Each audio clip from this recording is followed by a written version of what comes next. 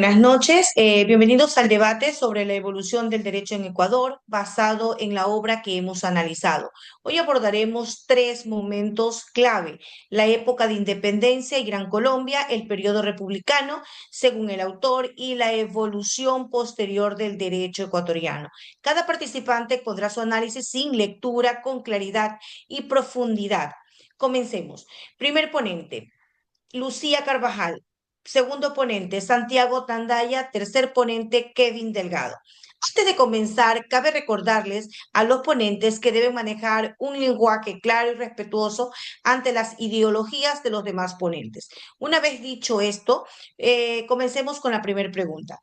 ¿La independencia y la etapa colombiana marcaron un verdadero cambio jurídico en Ecuador o fue solo una transición superficial?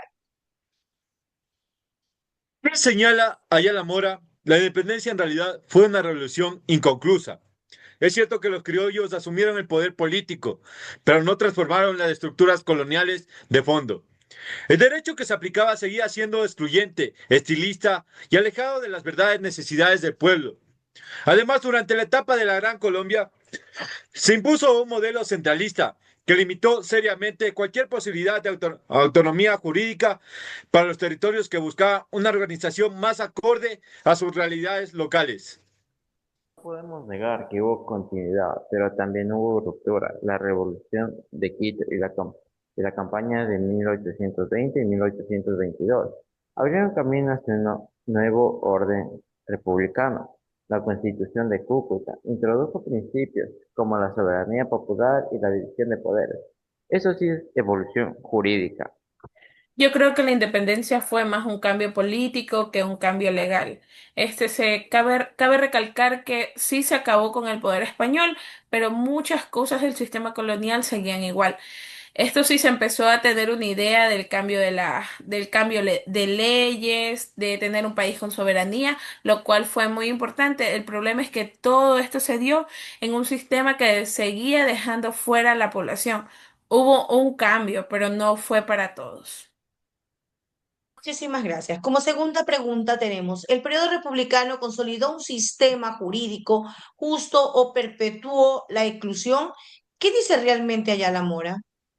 Bueno, durante el periodo republicano se construyeron instituciones claves, como fueron tribunales, códigos y constituciones. La Revolución Liberal del año 1895, transformar el derecho y modernizar el Estado. Se estableció un marco legal más técnico y racional. No podemos ignorar estos avances. ¿Quién para quién? Como dice Ayala Mora, el Estado republicano quedó en manos de una oligarquía terrateniente. Las leyes sirvieron para proteger sus intereses y dejaron al pueblo fuera del sistema jurídico. La legalidad fue solo una fachada para perpetuar su poder. En este periodo, como lo dice Santiago, sí se crearon las instituciones importantes, pero al mismo tiempo el sistema seguía favoreciendo a los grupos más poderosos. Las leyes existían, pero no eran iguales para todos. La mayoría de la gente no podía acceder a la justicia. La revolución liberal trajo avances, como separar a la iglesia del Estado, pero aún así seguía siendo muy fuerte la exclusión. El derecho avanzó, sí, pero no para todos. Muchísimas gracias. Como tercera pregunta tenemos, ¿podemos hablar hoy de una de verdadera evolución del derecho en Ecuador o seguimos arrastrando los mismos vicios históricos? Los mismos vicios. Aunque la Constitución del 2008 es muy progresista en el papel, en la práctica persiste en la corrupción, la lentitud judicial y la desigualdad. El derecho sigue siendo inaccesible para muchos y la supuesta evolución resulta más retórica que real.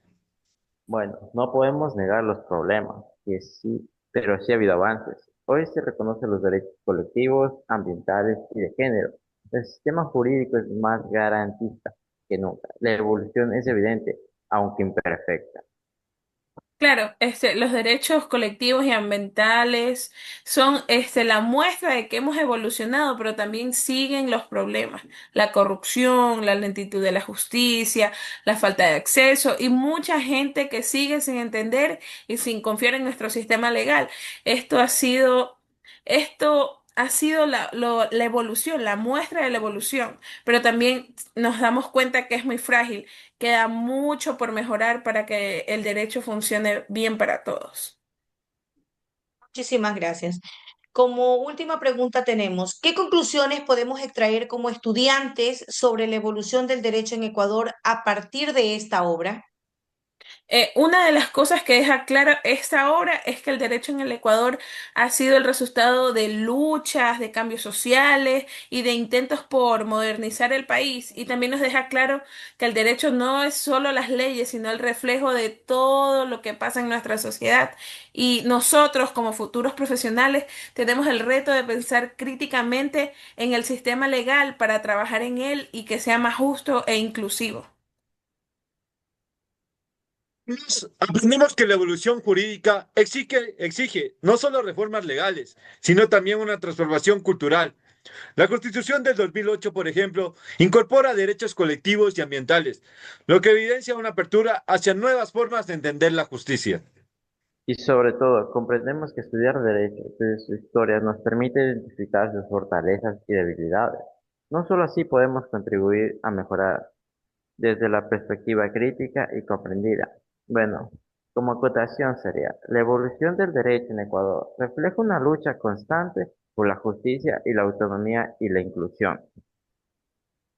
Muchísimas gracias por sus reflexiones, queridos ponentes, pero podemos decir que este debate nos ha permitido recorrer momentos claves de nuestra historia jurídica y entender cómo el derecho ecuatoriano ha evolucionado en respuesta a los desafíos sociales y políticos. Cabe recalcar que la obra de Ayala Mora nos invita a mirar el derecho no como algo dado, sino como una construcción que debemos seguir transformando.